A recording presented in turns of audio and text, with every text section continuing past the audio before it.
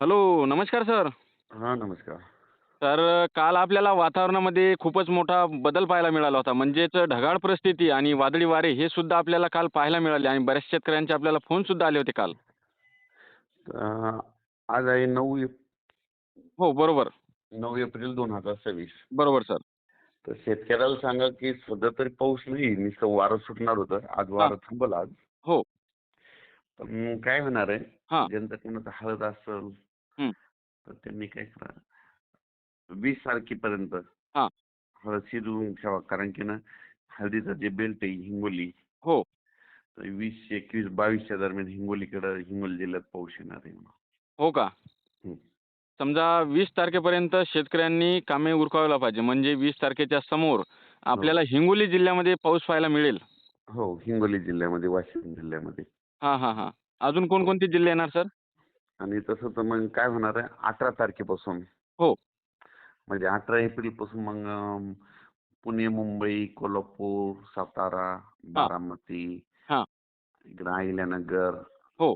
मुंबई, हो. नाशिक, नंदुरबार ह्या जिल्ह्याला 18 तारखेपासून पाऊस बघायला भेटेल. 18 तारखेपासून. तिकडल्या कोकणपट्टीला. हो, हो, हो. बरोबर. मुंबईला सुद्धा पाऊस बघायला भेटेल. मुंबई, कल्याण, हो. बरोबर. बदलापूर, हां. इगतपुरी. हो. जसं की तुम्ही सांगितलं होतं, की 10 ते 12 दिवसामध्ये वातावरण बदलत राहणार. हो. हो. आणि त्याचप्रमाणे वातावरण सुद्धा बदलणार आहे म्हणजे 18 तारखेपासून वातावरणामध्ये बिघाड होणार आहे. हो. परत पुणेकरांना एकदा गारपीट बघायला भेटेल. हो का? पुन्हा एकदा गारपिटीचे संकेत आहेच. पुणेकरांना, मुंबईकरांना, हो. इकडे बारामती, इकडे सातारा, हो. कुडाळ, राधानगरी हां. ह्या पट्ट्यातल्या लोकांनी परत एकदा गारपीट बघायला भेटेल. हो का? समजा या हो. भागातून आपल्याला गारपीट पाहायला मिळेलच मग. हो, पुन्हा जुन्नर, आंबेगाव, हो, हो, हो. सिन्नर ह्या पट्ट्यामधल्या लोकांना. हो, हो. मग बरोबर. हे पट्टा आहे का तुम्हाला सांगू इच्छितो. हां.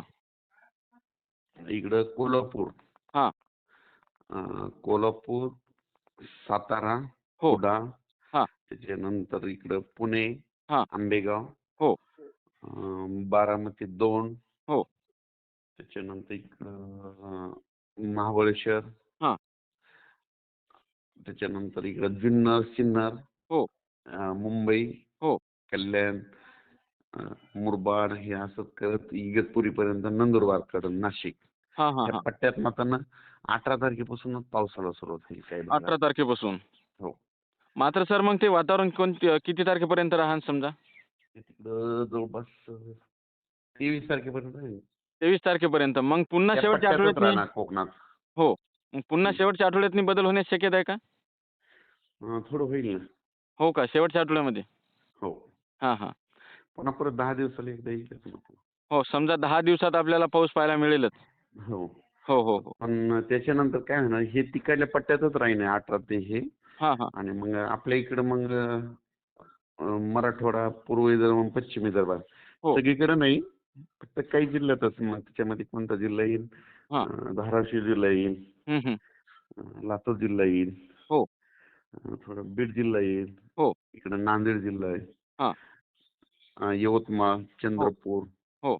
इकडं अमरावती, नागपूर, हां.